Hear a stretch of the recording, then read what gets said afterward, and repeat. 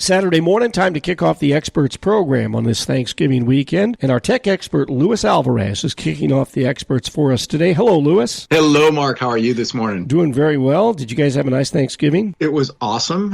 Went up to our in-laws' house up in Orinda, California. The family most of Ronnie's family is up in the Bay Area. My family's back east, so we do Thanksgiving up there. And they all come over to my sister-in-law's house, and we had a great day-long celebration of football, family, fun, and food. So all the required elements for a great Thanksgiving. And leftovers on Friday. Oh, yeah. Yeah. We brought some home with us because they're like, no. Somebody has to take some of this home. That's right. And a lot of times it tastes better the next day. It does. I was sneaking at that Friday morning, I was sneaking in some extra turkey. You're so full on Thursday night, and they're like, I'm never going to be able to eat again. Then you wake up Friday and you're like, hey, where's that turkey? I think I need some more. I think it's the hors d'oeuvres that get you on holidays. It's because they put out too many hors d'oeuvres and we eat too many hors d'oeuvres before we sit down to the meal. So a real test of how much willpower you have is to try and avoid hors d'oeuvres at all and then just sit down to the meal like you do for a regular dinner. Exactly. Yeah, and I sampled all of the sides. We had way too many of those too. So you kind of have to be very selective about what you want to put in your mouth. Yeah. Absolutely. So, of course, yesterday was Black Friday and today is Small Business Saturday, and we've got that going on. Small business downtowns throughout the country. I understand it's a big thing in Salinas today in downtown Monterey, and that's the opportunity for folks to get out and spend a few bucks with their mom and pop stores in their town. And it doesn't necessarily have to be downtown. There are mom and pop stores throughout every part of every town. So it's not just Alvarado Street in Monterey or South Main in Salinas or Main Street in Salinas, but it can be North Main. It can be out on East Alisal. It can be on Lighthouse Avenue in New Monterey or Forest Avenue in Pacific Grove. Wherever you happen to be, there are mom and pop businesses throughout your town. And today is the day to give them a little love. Yeah, absolutely. We have a saying in our house,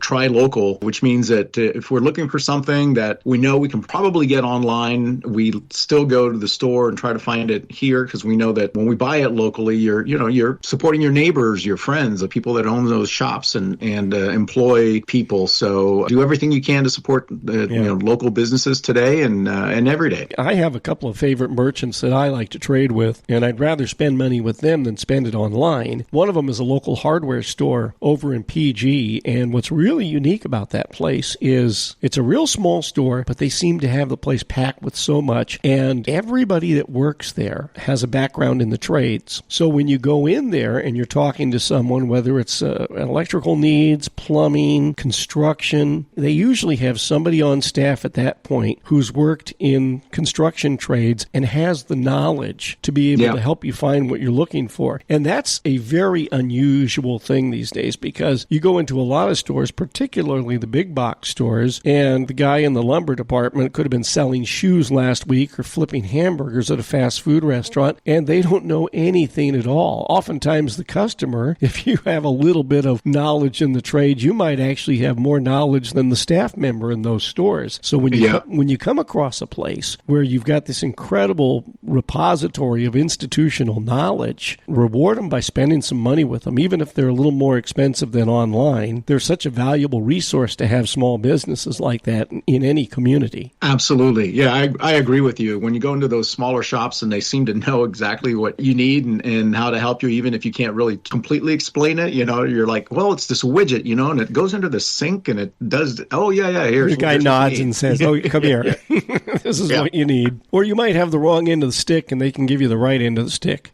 Exactly. It's very helpful. Hey, we want to talk about OpenAI today. And there were some huge headlines this week that the guy who was one of the big shots with OpenAI had been fired. And that caused just like an incredible kerfuffle among the staff and shareholders and everything at OpenAI. And so now they've reversed themselves. Kind of explain to us what happened. Sure. So Sam Altman was the CEO and is the CEO of OpenAI now. And a week ago Friday, he was fired by the board very abruptly. And mind you, it was right after they had their big conference where they invited all the media and all their users to come in and meet with all of the team, including the then CEO. So Friday, he gets fired. Then there's this real big blowback by some of the major investors in OpenAI, in particular Microsoft, which has invested over $13 billion into OpenAI, and is, their technology, Windows Copilot, and a lot of the AI systems that they're putting into place are based on OpenAI's technology. And they didn't want Altman out, so they tried to get him back. That didn't work out. So then Microsoft hired him and the former president, who had resigned when the CEO was let go. And then 700 employees, OpenAI, signed an open letter to the board saying that if they didn't bring back the CEO, they were going to all jump ship to Microsoft. And Microsoft said, yeah, we'll welcome you back with open arms. So it created this huge issue. And by the time the dust settled, Sam Altman, on a week after he was fired, almost was back as a CEO. And most of the board that had fired him is now gone. And new board members are being put in place. And when you look at it from the outside looking in, you're like, wow, that's crazy. I wonder what drove that to happen. And what people don't really understand is that OpenAI, unlike a lot of other technology companies, OpenAI started and is a nonprofit, and their board was more of a nonprofit board designed to do what nonprofits do rather than a typical tech board with a lot of tech savvy folks on it.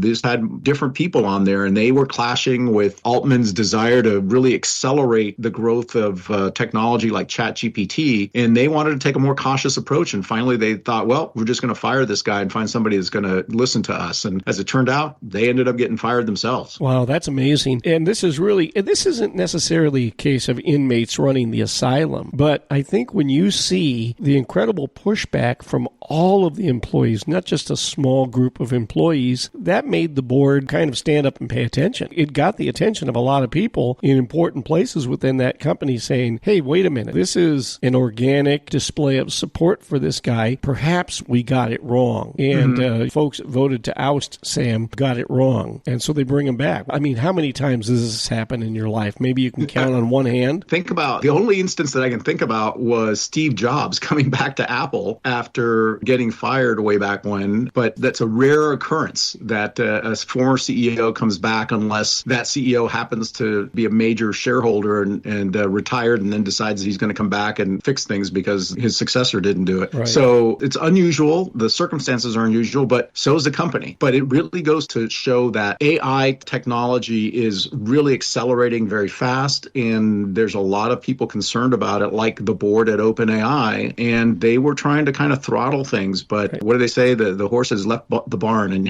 you just can't bring it back. It's going to move forward, not backwards. Well, I think the other thing when you look at it, Louis, is that the pushback from the employees at the company was such that it caught the attention of the higher-ups. And one of the things that they realize is OpenAI is not just any tech company, where if you have a mutiny among the employees, you let them leave and you replace them with new people. These people have a skill set, they have an institutional knowledge of what they're doing that cannot be easily replaced and cannot be replaced quickly. Another CEO or board might say, let them all go and we'll get new people to replace them. But how much time are you going to lose in a business where you can't afford to lose any time if you send 700 or 1,000 people packing? You just fire them all. You accept their resignations and let them walk out the door. I think that a lot of people in the upper management of OpenAI looked at this and said, we have a brain trust of people here. Our soft, what you call your soft assets, the people that work there, these people have very specialized skills and talents. We can't let them walk out the door. We need to pay attention to this. So this is a really unusual situation, and I don't expect that we're going to see this again or see it be successful again unless you have another company in the future that is similarly configured as OpenAI. I think it is a unique case, very interesting to watch from the outside looking in. Quite frankly, I don't think the story's completed yet. I think there's still some additional things that we're going to hear about and learn about in the future. But, it's, at least from the CEO perspective, it's a done deal. All righty. That's Luis Alvarez, CEO of the Alvarez Technology Group. Online, you will find them at alvareztg.com. At AlvarezTG is the X handle. And Louis, the toll-free number for the I-Team. Give us a call at call at 866-78-ITEEN. That's 866-784-8326.